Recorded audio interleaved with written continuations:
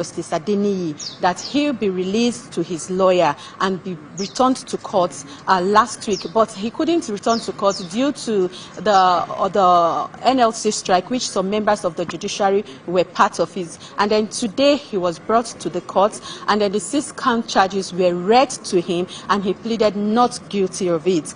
And the judge, which is Justice Muazu, ordered in his ruling that he be remanded in Kuje Correctional Prison to the 22nd of November, where a judgment will be given concerning his bail application. And then in our presence here today, we actually waited. The correctional prison officers came down, and then he was moved and zoomed off to Kuje Correctional Prison. And it means that, it means that by next week, by 22nd, which is next week, he will also be arraigned in this court, where we will hear his bail application, if he will actually be given a bail before the hearing of the matter will continue, or he will also remain in Kuje Correctional Center, where he will be made to appear in court anytime he's needed. Well, short and sharp, Helen. I want to thank you for that live report. This happened, what, something like half an hour ago? You know, how long ago was this? Less than 30 minutes. Less than 30 minutes ago. All right, then, TVC News, breaking with the news first. Thank you very much, Helen. I'm sure updates will be following later on our news bulletins. Once more, thank you very much, Helen Osamide-Akins. Okay, now away from that and continuing with our fare on this morning on TVC, we have other matters to look at, a couple of them. Well, first of all, the economic shuttle of the president. President Tinubu has been away for a while. And that's because, not that he's taking a holiday, he's been on a very, very serious economic shuttle. So we'll look at that, and to help us with that is Dr. Nicholas Felix. He's not a stranger to us. He joins us from his base in the U.S. at the moment. And so I'd say a good morning to you, Dr. Felix, Nicholas Felix. Can you hear us? Okay. Yes. Okay. Now, the president, as I was saying, has been quite busy, and all of this work, we are expecting. He's been at a Riyadh summit. The Crown Prince of Saudi Arabia has pledged on a meeting with the president on the sidelines of the summit he's attending that the kingdom was actually, going to be of assistance to Nigeria in its reforms as proposed by the Central Bank of Nigeria. So it seems to me that in the fullness of time, and that shouldn't be too long, it might not be immediate, but that shouldn't be too long, that there are actually going to be gains from the president's economic shuttle. Yes, good morning, and good morning to Nigerians. Thank you for having me again. Of course, we should be expecting some productive result out of this economic summit and visit. The president has been making some bold moves. This is one of them in the past few months. As an economist and somebody I believe will change the economic state of the country. And these are some of the steps the president has to take. And I'm so glad he's taking these steps in trying to get investors back to Nigeria. So we're expecting the result. It may not be immediate, like you said. Sometimes people expect as soon as the president is returning, the dividends and the benefits of this summit begin to trickle in. It takes a while, a couple of months. We might start seeing results, 1 or 2 years, as the time goes. But we're hopeful that this will yield great results for our dear country. Just to, the president's been away, just to sort of give a summary, I think Tolu Ogunjobi, who is on the tour with the president, did produce a report. So let's take a look at that, and then we'll come back to studio and continue our conversation. The arrival of President Bola Tinubu and the Saudi Arabian entourage into the hall marked the start of the meeting, with focus on investment and business opportunities on both sides. The Nigerian delegation had top government functionaries, ministers, state governors, leaders of business community, and other key stakeholders in attendance, same as the Kingdom of Saudi Arabia.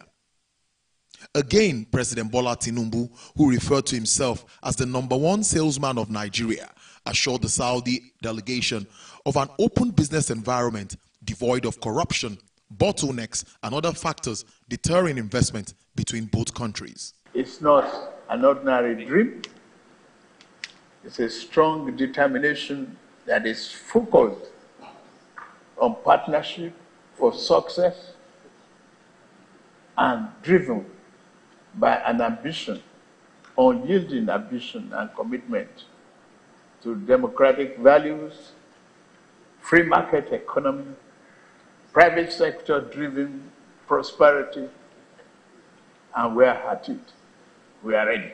We are set on this very transformative set of reforms that are quite compatible but complementary in nature, that bode so much promise for not only our countries and our people, but indeed for our regions, as we set the role model and the example of how economic development, prosperity, and putting the interests of the people first is going to result in the future. After an extensive and insightful meeting, which focused on attracting investment in various sectors, including health, energy, digital economy, agriculture, human capital development, logistics, mining, among others. Some of the members of the Nigerian delegation believe that with this move by Mr. President, Nigeria is set to take its real position as the giant of Africa. Both before and now during the visit to Saudi Arabia, Mr. President have spoken very well, eloquently. He clearly stated his vision that we want to grow faster than we have been growing, and we are an investment destination maybe like no other, a country of 200 and plus million people. You cannot go wrong with investing in it. With the bold measures that he has taken and are being acknowledged by the world, the investment public, I'm sure, is comported, as we have seen from their presentations.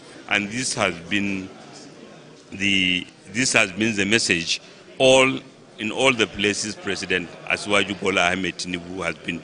Since 2015, under the leadership of the Crown Prince, and of course, Nigeria, since May 2023, under the leadership of Mr. President, the words that were used on all sides to describe what they have both done in the short time that they have been in office: bold, courageous, visionary leadership, and a commitment to the private sector, a commitment to investment by the domestic entrepreneurs in their own countries as well as abroad. There will be a council that will be set up for the first time between Nigeria and Saudi, and that will give opportunity for our investors to come. And as a subnational, we are ready to queue behind, because we have really developed our own investment vision, where we want to really make sure that our own GDP will be raised through investment opportunities that abound, that are untapped. For example, they are interested in lithium and gold. We have so much of it. Arable land, we have 4.2 million arable land. Out of it, only 1.8 million has been developed. So the potential are huge. And of course, I'm very happy to be here with the President.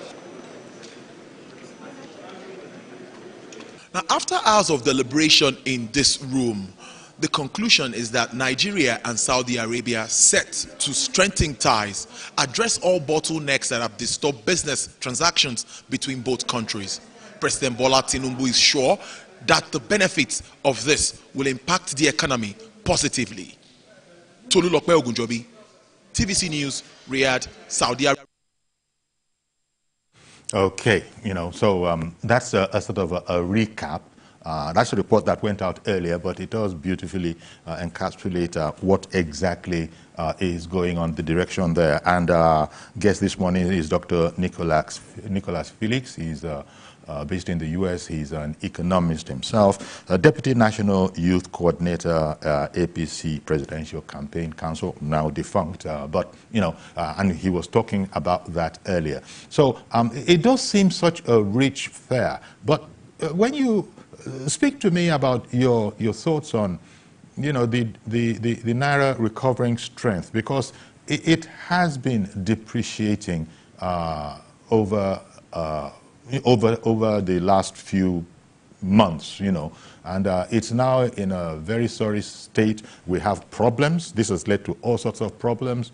You know, food prices have soared, inflation has soared to the highest. I think it was around 27 odd. And so all of these, it seems that President Tinubu is on a mission to grab this particular problem soundly and see how he can bring something to bear on it. That Saudi Arabia is saying that we're behind you in your CBN, the central bank reforms. How significant is all of that? Of course, like I said, this trip is very timely, and a few things that I'm excited about. Seeing number one is the delegation. The president went with a high-power delegation.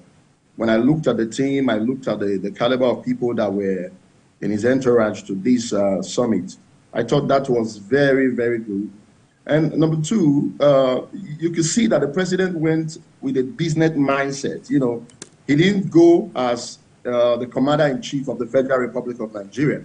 Even while talking about himself, he's describing himself as the #1 salesperson, which means we're here to do business. This is not just politics. We're here to sign deals, to get business going. I thought that was very, very good. Even while introducing himself, talking about himself, you can hear he spoke in the sense of as an accountant, as an economics, where he worked, you know, after relocating back from America and all of that. So I thought these were very, very important. Understanding that you're sitting down with businessmen and women, you're sitting down trying to get investors to come back to our dear country. So approaching it in this light, I thought that was very, very good. Now, understand that some of these, like we said, it's going to take a couple of months to be able to see the benefits. The other thing I will hope and I wish that there's a high level of follow-up as soon as I'm aware the president is back, the committee that will be set up between Nigeria and Saudi Arabia to ensure that all that was discussed, all that was promised, they begin to carry them out. It's not just enough to visit. The president has done his part. I think we have to do the ministers who went with him, which is something else I was also very proud of. When I was listening to it yesterday, this brought me back to when the president visited the Chatham House. I know it was such a big issue when the president gave the platform for his team to respond to questions. And I remember I went on channels the next day to kind of talk about that the president has just given us a role play, what he's going to be doing when elected as president. And I thought that was great. So seeing that yesterday, I was very excited that this was not just politics, that what he did in Chatham House, proud of his team, saying to the world, I'm not just president alone, I have a great team, great minds, brilliant men and women who are in this team with me to drive the economy. And for him to talk about them and was so proud of them, I was very, very, very impressed seeing that, you know, letting the world know that Nigeria, we are great minds, we are great people, not just the negative things that you hear and you see online. So that brought me back to the experience in Chatham House, and I was very excited to see that. Indeed. We should be expecting the benefit as time goes on. Indeed. But I suppose as Nigerians, excited as we may be, we also have to be pragmatic that, look, there's a lot of good that's going to come from all of this, especially if this tempo is sustained, and it's clear that President Tinubu is not going to be letting up. But it's still not an immediate term objective. This is going to take us some while, you know, even as all of this good work is going on, and taking for granted all that you've just said, that there is an adequate follow-up, you know, once they hit the ground running, when they come back home.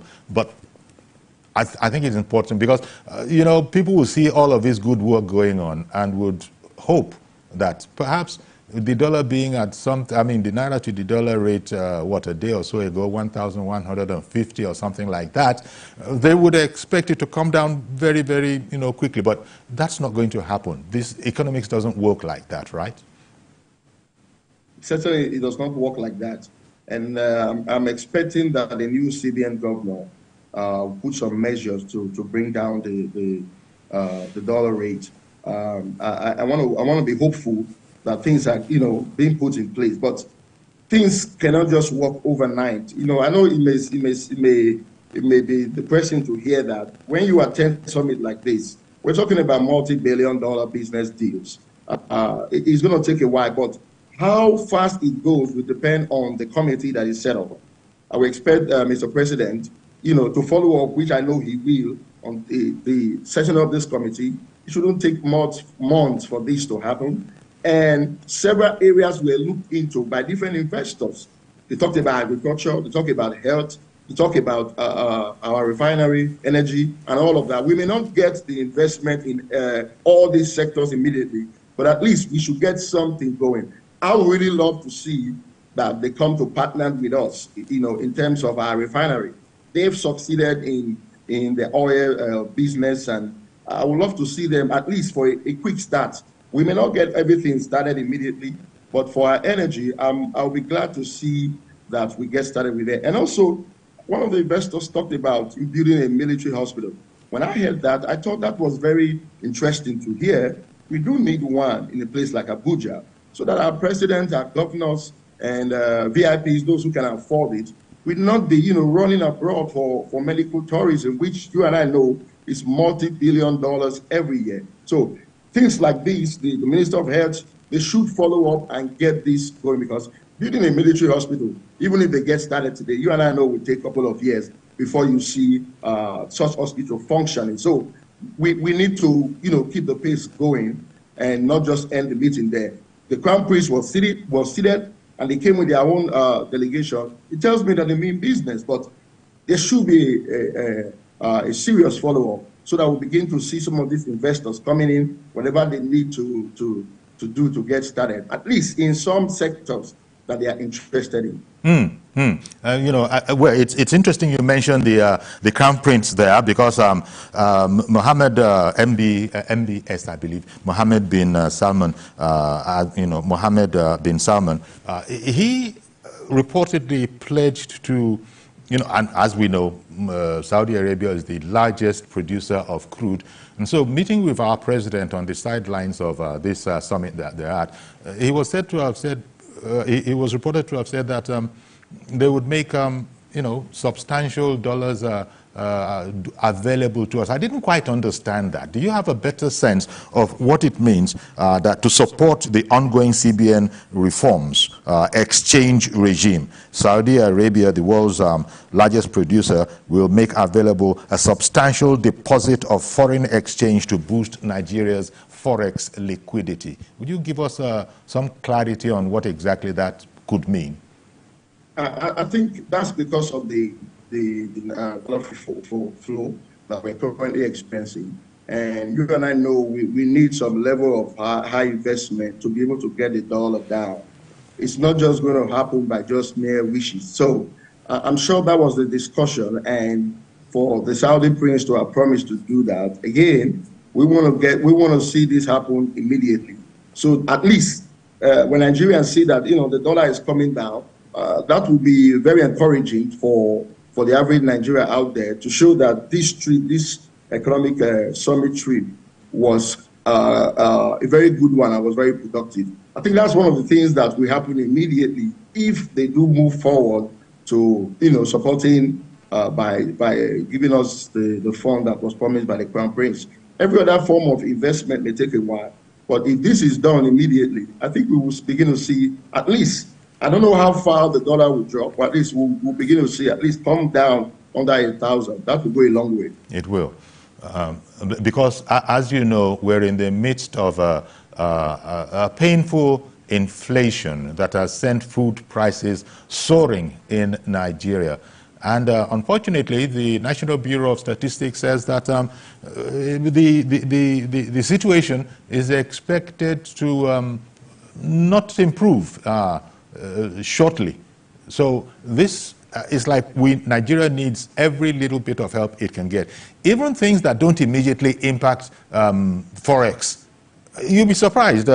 Vegetables, bread, yam tubers, as the National Bureau of Statistics was reporting, all of these things are suddenly now affected by the fact that the naira to the dollar exchange rate is in such a sorry state. What would be your very brief explanation as to why that is going on? I mean, I think also one thing that is, apart from just the naira exchange rate, the fuel subsidy that was removed is also affecting it. You know, fuel has gone up drastically. So, and transportation definitely has gone up. So that definitely is what is affecting it. But that's why we need every investment as possible. That's why we need to get more money in the hands of Nigerians to spend. That's why we need as much investment in Nigeria today to be able to cushion this effect. The fuel subsidy is gone. The president said it, that it's not coming back. And how then do we get Nigerians, you know, out there to spend money? We need to get employment. We need to be able to increase employment among young people, get investors working. Again, this will help us, you know. So what is affecting the price of goods is not just the dollar, it's also the fuel subsidy, the price of fuel that has really gone up. All right, then. I'll tell you what, Nicholas, we'll take a break now, a short break. We'll be right back to continue with this conversation and even make a segue, so to speak. All of that when we come back. Stay with us, please.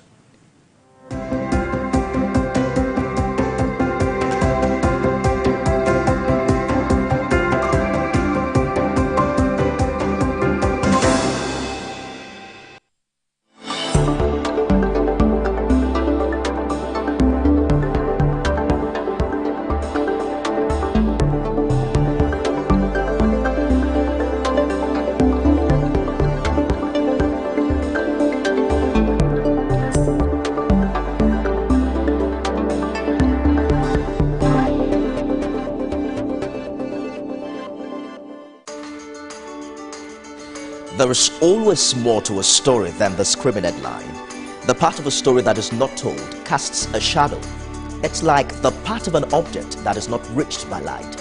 On TVC News, I'm able to explore the many angles there are to a story, talking to stakeholders, asking the difficult questions, and digging for facts. I believe the viewers are able to make a better decision if they're well informed and understand not just a part, but the complete story. TVC News, first with breaking news.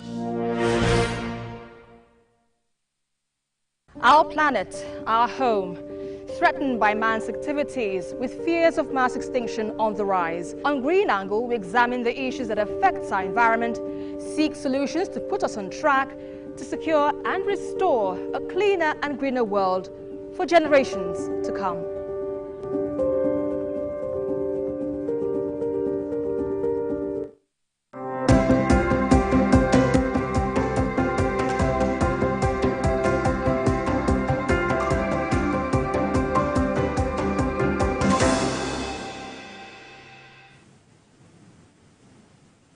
Welcome back. Well, our guest this morning is Dr. Nicholas Felix.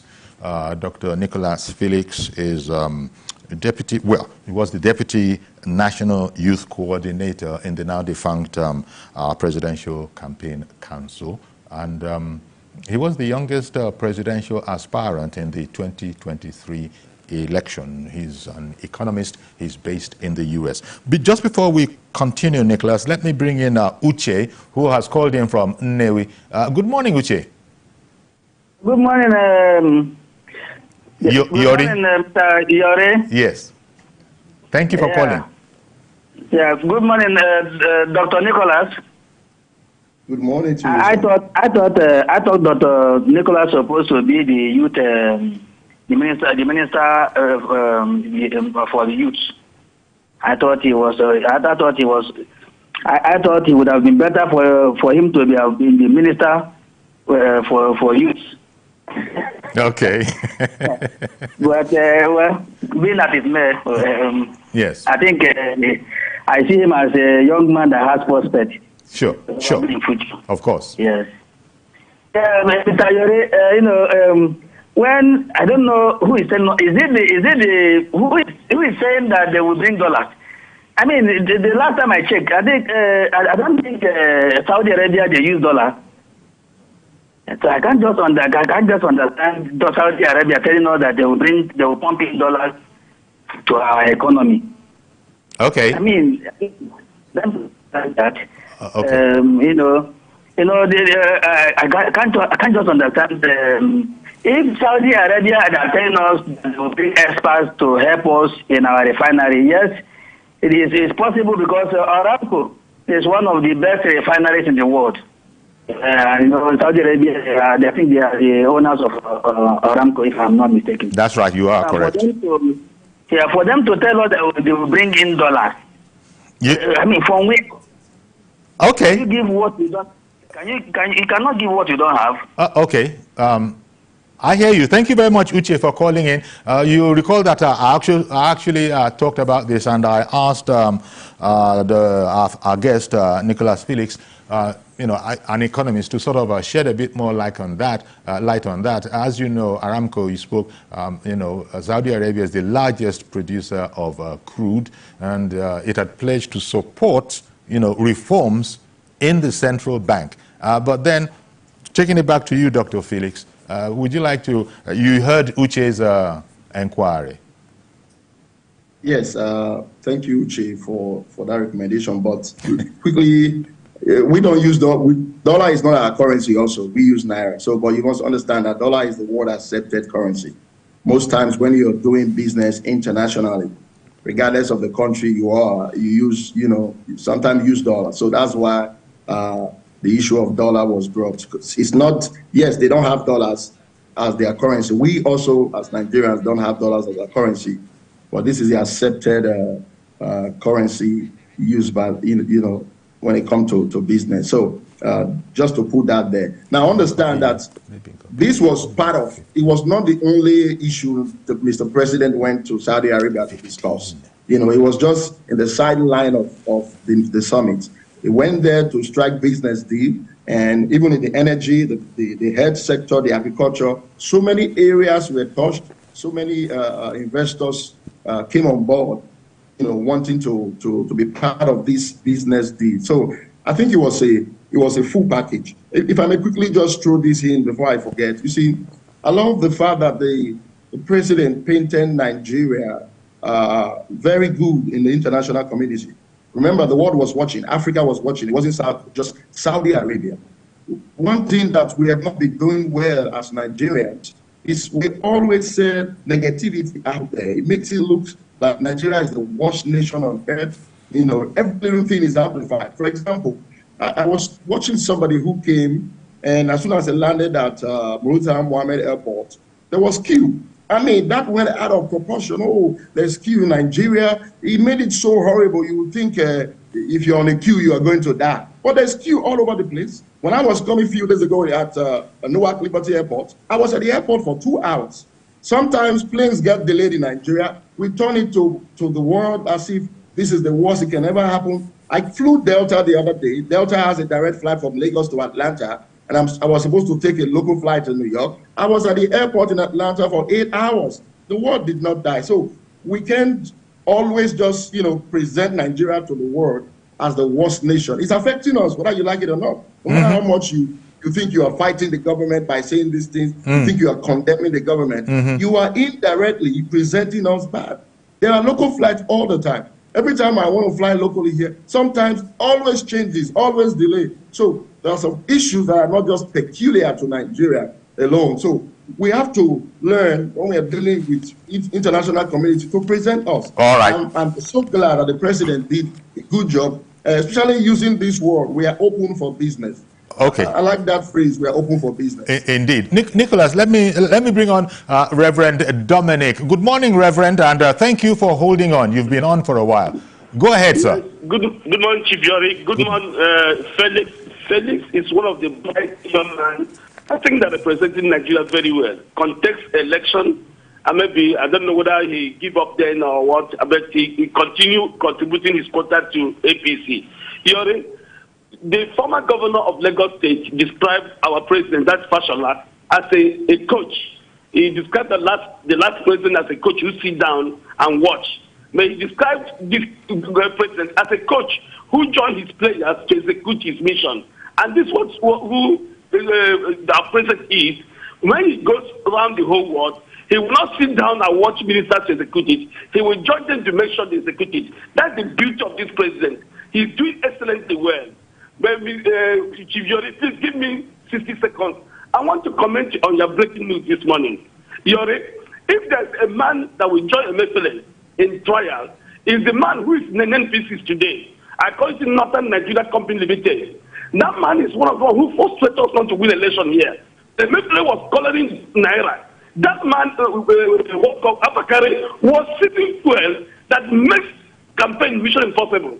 I had a vet told me, one vet told me that they think they remove Abakari to NNPC, that the heaven will fall. Our president Tinubu is a courageous man. Abakari must stand the trial like Emefiele. That who frustrated that young man not to win the election. All right. Thank you very much for calling in, Reverend Dominic. And Nicholas, coming back to the mainstream of our conversation, you know, especially in your explanation to Uche's inquiry, you touched on a number of aspects, all of which this administration, and particularly the president, needs all hands to be on deck. And in that connection, the last thing that we would have wanted was to have a strike on our hands, you know, a nationwide strike. And as you know, there was the danger of that looming. But happily, that has now been resolved. Yesterday here on this program, I caught a lot of flack. I entered into galloping, serious galloping, when I suggested that NLC, you know, should be, you know, given some kudos for, you know, having met us halfway. But as it happens, the House of Reps has also done the same thing, has said that, look, no matter how you look at it, they were going to come into it before they found that they got to know that, oh, the NSA, National Security Advisor's Office, has stepped into it and there's been a resolution of the matter. And they themselves had said that there was no need anymore to liaise with their Senate counterparts to, see how they could intervene, and commended Labour as a result. But as I said, it goes with the job. I hit serious galloping. People called in. They were quite angry, let it be said. What are you talking about, Labour needing kudos? So I wondered what you would think about that whole idea that the House of Reps gave Labour some kudos for at least returning us to a state of normalcy so we continue battling with our problems in a more peaceful manner. Oh, thank you for this question. Let me just, take a few minutes to explain a few things. Well, okay. If it's going to take you the few minutes, I beg your pardon for interrupting you, forgive me. But let me take Mr. Yakub, who has also called in. Otherwise, he'll be hanging in there. So I'll come straight back to you. Good morning, Mr. Yakub. Could you make it brief, please? Okay, so I'll try as much as to do that. But if you only to make it brief, although I'll try, anyway. Good morning to your guests and as well. Shivjoli, the kudos that you referred to again this morning, if you listen to one of our callers yesterday, I think the woman called from Abuja. Maybe I said it myself. I said it. Yes, but yes, it is in the news. Shivjoli, the House of Reps has also done the same thing. So why don't you let us, look at the subject? But please go ahead, sir. Go ahead. Fine. They see that on their own, not for Nigerians. Okay. That's that. Okay. But for Mr. President and the gain that we are expecting, you see, This is the kind of president we have been looking for. Whether we like it or not, I give him my vote. I campaign for him. Several people in my locality, I tell them to vote for him, and then they do so. And then I can tell you, Chief Yori, I'm not regretting that I give that vote to Mr. President. You know why? Why? Because his word of God, the man keeps the ball rolling. He begins to travel and then make sure that he call attention of him first all over the globe. Even though when the organized labor are trying to bring the system down, he keeps going. Upon all the things that people are saying concerning this man, he was not even look at that. He focused on the goal, and then he wanted to get it done. And then don't forget, the state Mr. President says that we should not pity him. And then I can see that he means what he said. And then we are not ready to pity him. Some of us are giving our votes, including Pastor, one of our callers from Exportu, I forget his name now, Mr. George, every one of us. We are not going to beat him. If it does something that we feel that did not do right, as a friend of Mr. President, we are going to, and then Mr. Already God to bless you guys. But this is only a platform that we can bring our mind to give us opportunity to tell Mr. President, this is what we are looking for. And then yesterday, Mr. Already, I will not leave you, sir. I'm sorry to use this word. I will not leave you until you bring the Minister of Power and State. All right, then. To come and tell us. I hear you, sir. Thank you very much. And I had to let you vent. You know, as I said, me, myself, I was, you know, it was what it was yesterday, and I accept that. But I've now put it to Nicholas. Say, look, what do you think about this whole issue that some of our viewers were quite angry about for my daring to even suggest any kind of kudos for labor whatsoever? Okay, yeah, I'll start by saying I'm an employer of labor myself. You know, within the past few years, I've hired over 3,000 people, mostly Nigerians, here in America. Currently, hundreds of employees daily that work in our companies. And even Nigeria, too, have, you know, employees. So I understand the pain of employees. And any day, any time, I'll stand with the civil servant, I'll stand with the employees. But I'll say Ajero is doing a very horrible job. I must tell you that. He's not leading very well at all.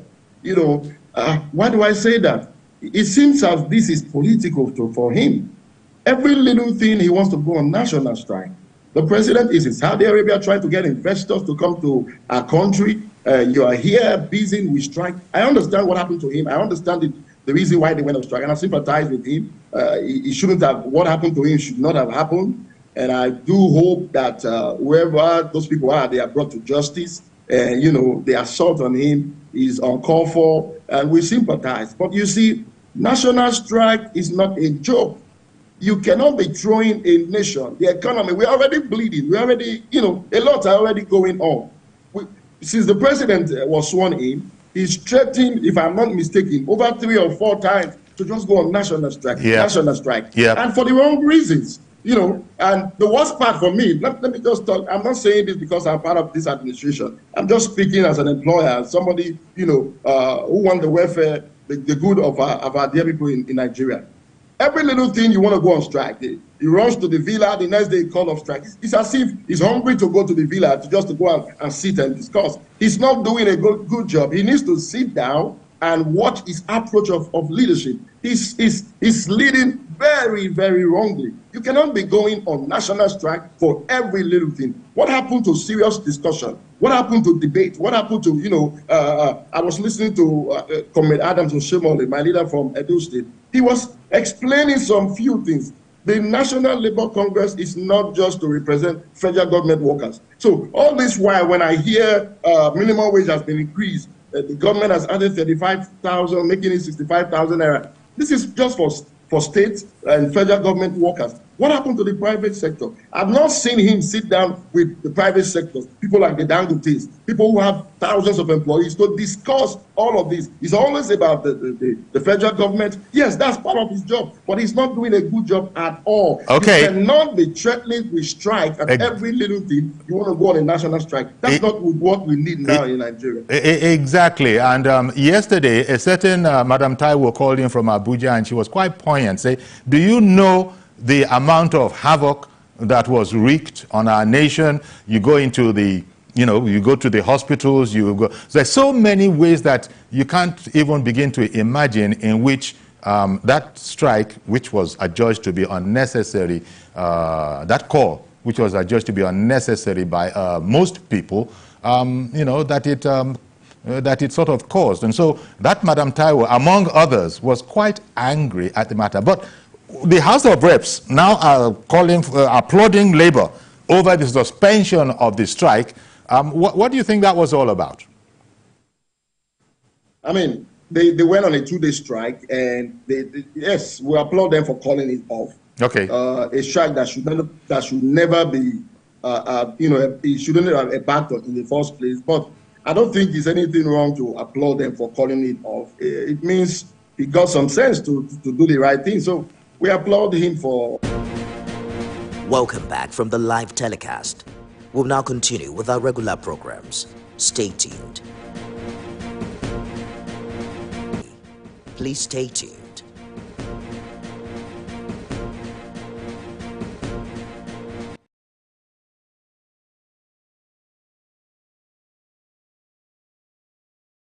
The 18 political parties that participated in the election for their collaboration with the Commission in the state throughout the period of the election process.